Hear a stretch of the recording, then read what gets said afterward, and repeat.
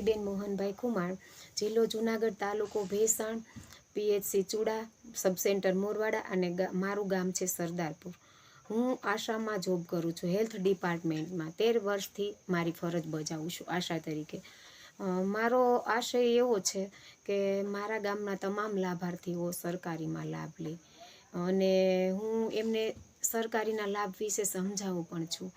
દાખલા તરીકે કોઈ ન્યૂ કપલ હોય તો એમને હું અવારનવાર એમની ઘરે જાઉં ત્યારે સમજાવું છું કે 2 વર્ષનો લગ્ન પછી બાળક રાખવા માટે 2 વર્ષનો ગાળો રાખવો. ઘણા બહેનો એવા પણ હોય છે કે 2 વર્ષનો ગાળો ન પણ રાખે સમજાવ્યા છતાં અમે એમને કહીએ છીએ કે 2 વર્ષનો ગાળો રાખો તો સારું. અને એમને ફોલિક એસિડની ગોળીઓ વિશે કહીએ કે બેન, તારે જ્યારે બાળક રાખવું હોય ને ત્યારે તું મને જાણ કરજે, એ ફોલિક એસિડ ગોળી હું આપીશ.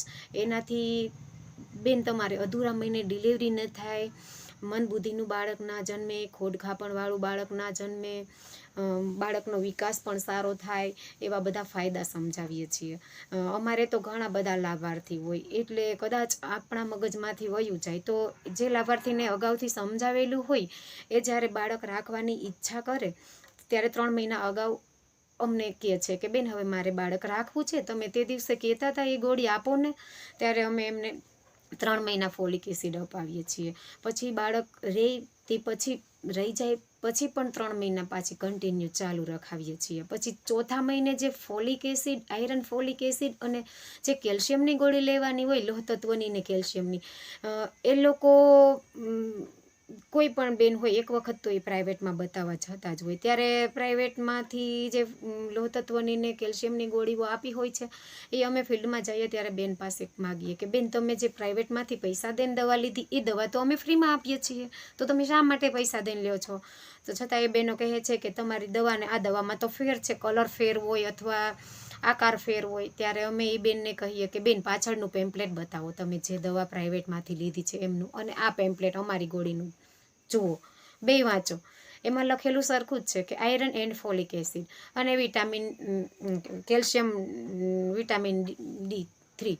તો ત્યારે બેનો માની જાય છે. પછી કહે છે કે બેન, ચાલો વાંધો નહીં, અમે જેટલી લીધી છે એટલી પૂરી કરી લઈએ, પછી તમારી દવા 9 મહિના સુધી પીશું, 6 મહિના સુધી, ડિલિવરી પછી પણ પીશું. અમે બધું સમજાવેલું જ હોય છે.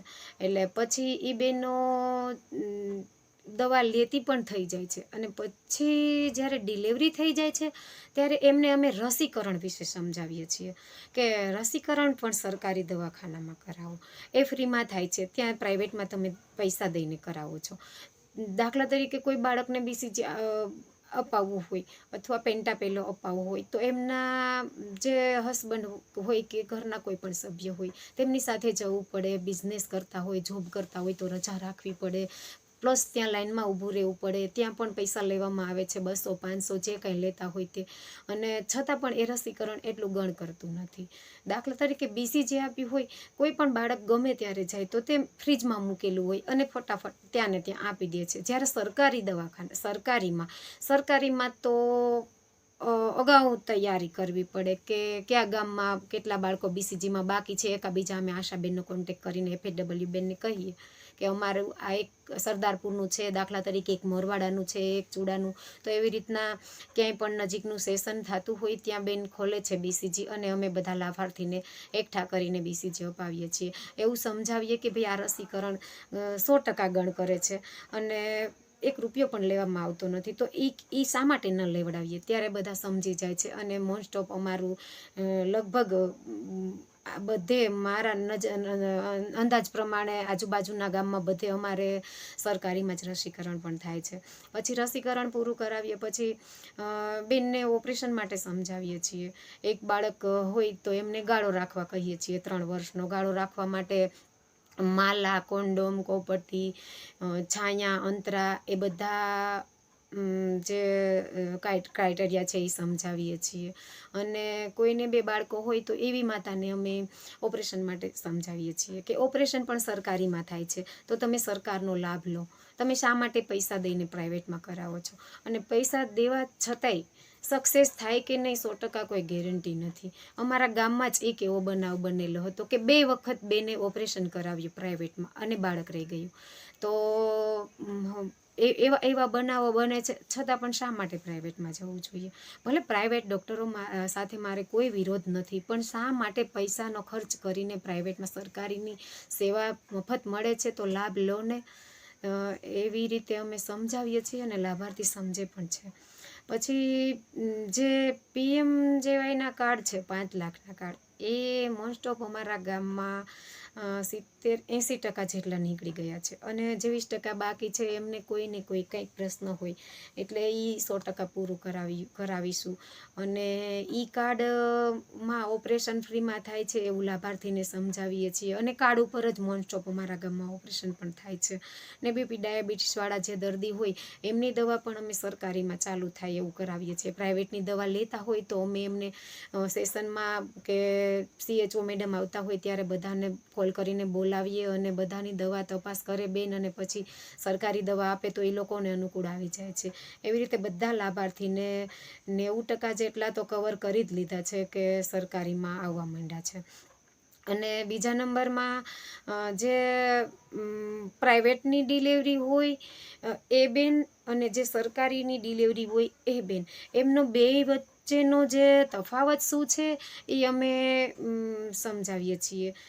એકાબીજા બહેનોને કહીએ કે જો બેન, પેલા બેન પ્રાઇવેટમાં ગયા હતા એમને પૂછી લો કે કેટલો ખર્ચ થયો. જ્યારથી બાળક રહ્યું હોય ત્યારથી માંડીને ડિલિવરી સુધીનો 40 કે 50 હજાર સુધીનો ખર્ચ તો થઈ જ ગયો હોય. 90% મારા અંદાજ 90% એટલો ખર્ચ તો થઈ જ ગયો હોય. અને જ્યારે સરકારીમાં જે બેનની ડિલિવરી થઈ હોય એ બેનને અમે કહીએ કે બેન જુઓ, એ બેનની સરકારીમાં થઈ હતી, પૂછો એમને.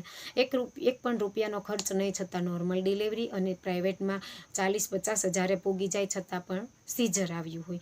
આવું અમે સમજાવીને લાભાર્થીઓને બધાને સરકારીનો લાભ લેવા સમજાવીએ છીએ અને અમે અમારી ફરજ બજાવીએ છીએ.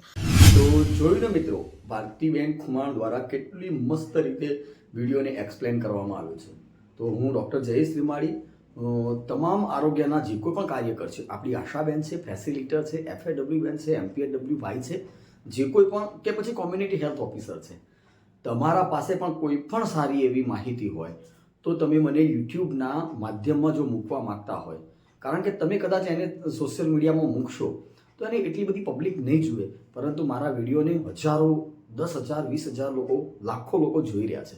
તો તમારી એક માહિતી જે છે જો મારા યુટ્યુબના વિડીયોના માધ્યમથી મૂકવામાં આવશે તો એને હજારો લોકો જોશે અને આપને ઓળખશે પણ ખરા. તો આશા રાખું કે જો તમે જે કોઈ પણ વિડીયો આવા બનાવેલા હોય તો મને આ સ્ક્રીન ઉપર દર્શાવેલ મોબાઈલ નંબર ઉપર મને મોકલી શકો છો. પરંતુ એક બાબતનો ખાસ ધ્યાન રાખજો કે તમે જ્યારે યુટ્યુબમાં વિડીયો મૂકવા માટે તમે જે કોઈ પણ વિડીયો મને મોકલી રહ્યા છો તો બીજા કોઈ પણ યુટ્યુબની ચેનલ ઉપર એ અપલોડ થયેલો ના હોવો જોઈએ.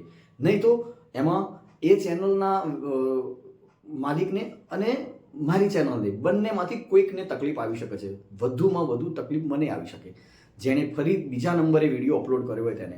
તો ગુજરાતના કે ગુજરાત બહારના જે કોઈ પણ દર્શકો જે ગુજરાતી સારી રીતે જાણી શકે છે એ તમામને આ વિડીયો જોયા પછી મને આ નંબર ઉપર તમારા બનાવેલા વિડીયો નામ, એડ્રેસ, નંબર સાથે, તમારા સબ સેન્ટર સાથે મને મોકલી આપવા માટે નમ્ર વિનંતી. Thank you.